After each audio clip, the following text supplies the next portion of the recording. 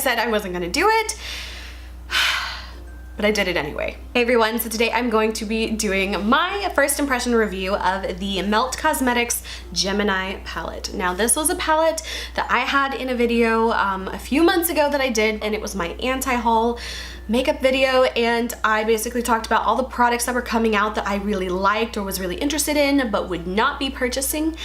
And this was definitely on that list, but I'm obviously a lying liar face because I purchased this palette and I really just kind of couldn't help myself. So this was a palette that launched in May, I believe, and I was so hyped for this palette. But the more I thought about it, I was like, oh, do I really need another makeup palette? And the answer is obviously no. But these colors are so beautiful, and it was so unique and so different from so many products that had been coming out lately that it was one of those palettes that really stuck in my mind and I couldn't help myself. And I was really trying to like not buy it, but then the first time around it completely sold out and I was like, well, I guess that dream is gone.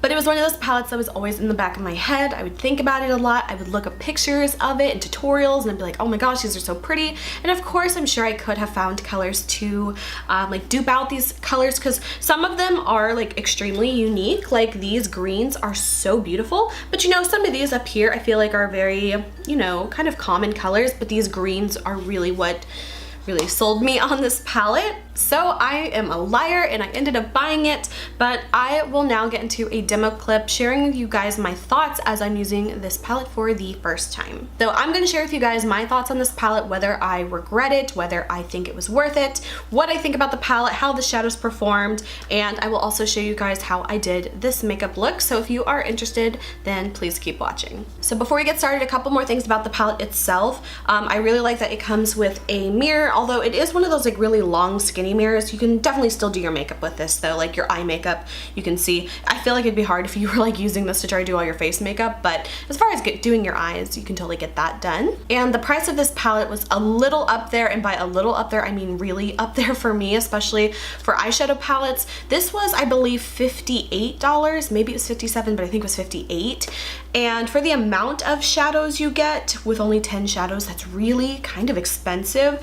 So I really hope I like this palette because it was, you know, a good investment for an eyeshadow palette. I typically like to spend around like $40 to $50 for like a good eyeshadow palette and stuff, you know, if it has like a good amount of shadows. So anything kind of above that $50 price just seems to be a little expensive, so I will have to see how these colors perform. And a really annoying thing that happened whenever I opened my palette and I like lifted it up for the first time, these two colors, these first two here, the color Luna and Gemini, completely fell out of the palette. Like just fell out, like nothing held it in. Luckily the shadows were not broken, as you can see, they're still perfectly intact, and basically what I did was just I re-glued them in and just like pressed them in really good.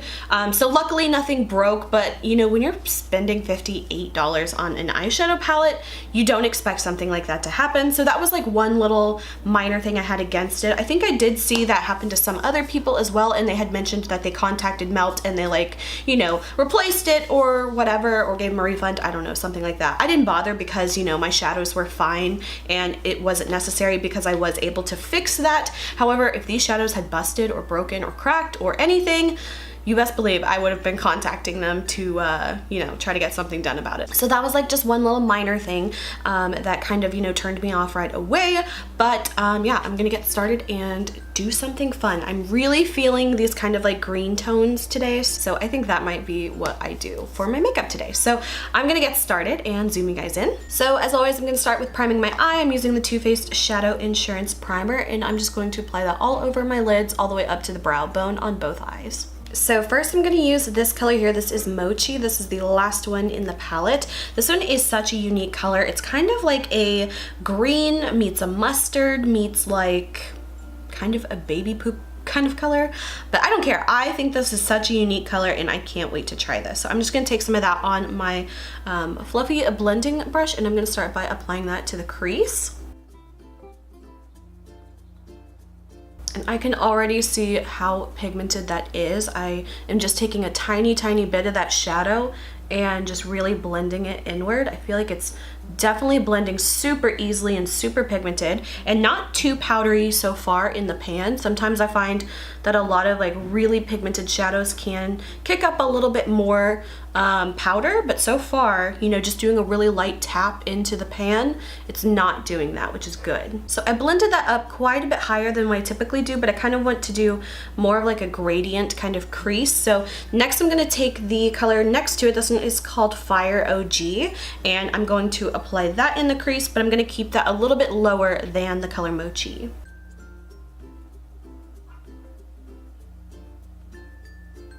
Next, taking the darkest matte green, this one is called Leo, and again, I'm going to kind of keep that more on the outer half of my lid and keep that a little bit lower than the last color. So far those colors are blending beautifully. They're really like nice and seamless. They don't really seem to tug or pull too much. So next I'm gonna take a little bit more of that Leo color, and I'm gonna apply this with a pencil brush to the lower lash line. And I'm keeping that mainly on the outer half of my lower lash line. Next, using the lightest color here, this one is Luna. This one's a little bit too dark for me to use as like a brow bone highlight, but I'm gonna take just a little bit of that on a shader brush and apply that to my lower inner lash line.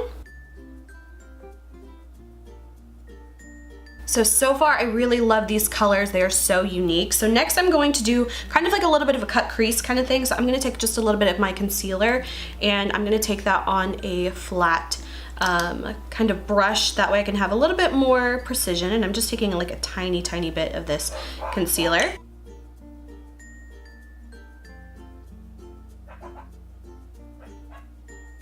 So now I've got that super defined area, and now I'm gonna take the shimmery green color. This one is called Goals, and I'm just going to apply that with a flat shader brush, and I'm going to tap that into the area where we applied the concealer. Oh my gosh, that is so pretty. I love that color so much. And then the only thing I'm gonna add that is not from this palette is just like a little shimmery kind of shadow, just to add right in the inner corner, just to kind of bring a little bit more light there. And since there's not really a color in that palette for this, I'm just gonna use one from my Coastal Scents Revealed palette. The last thing I'm gonna do could be a bad move, but I see some people do this and it looks really pretty.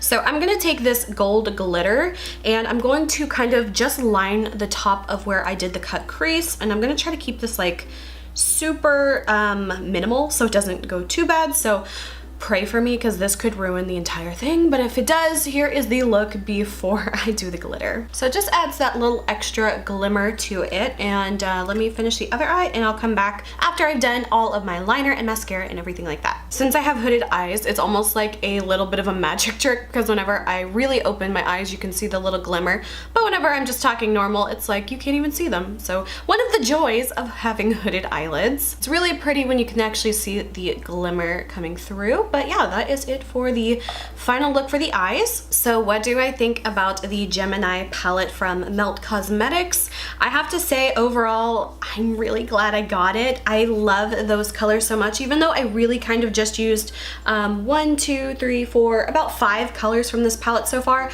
I feel like these are really good for like a really nice warm matte look. You could do like a total matte look. You could do some look with some shimmers. I feel like there's a lot of things you could do with this palette, and it's so gorgeous. It's so pretty, especially these greens. I feel like green is such an understated like color in eyeshadow that a lot of people don't want to experiment with, or brands don't want to create, but I think it's such a beautiful color. And even though this palette came out originally like in May, I think it was, yeah, I think it was May, this screams like the perfect fall palette. Honestly, like this is just so stunning. I'm really glad I ended up buying this palette, even though it was definitely a lot more than what I would typically spend on a palette of this amount of like shadows and stuff. But as far as how the actual shadows were, they blended, the mattes are so buttery smooth. They were so pigmented. I didn't have any problems with them skipping at all.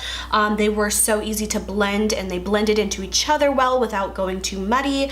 And overall, I'm like super happy with this palette. I think it's really a really like unique, well done palette, and it was one that was always on my mind after I made my anti-haul video.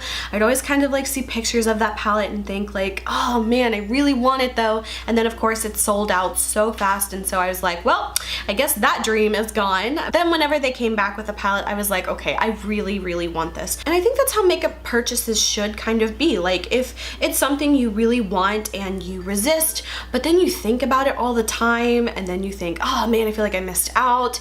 You know, there's so many new launches all the time where I think like, oh, that's such a cute palette, like when I first see it, and then I think like, you know, 3 weeks later, like I don't even think about that ever again. Like the Tutti Frutti collection from Too Faced, I literally have not even thought about that once since I first saw the picture of it, and I feel like that's how a lot of things kind of tend to be for me. Like lately, I'll see something and I'm like, oh, I impulsively want to buy it right away, but then I never think about it again. But this is one of those palettes where like I was thinking about this palette all the time. I would like look up pictures and like seek out like looks and tutorials that people did with this and stuff, and I'm sure there are tons of shadows that I could have like really I guess found dupes of and stuff, but as far as this palette, I think it was a really nice, well-designed palette, other than me having that little minor issue with those two shadows coming out in the beginning, but I did glue them back in, so like literally it's not a problem, and luckily they were not broken. The shimmers were beautiful as well. Of course, I've only used the one shimmer so far, but I did swatch the Gemini color and it looked really pretty.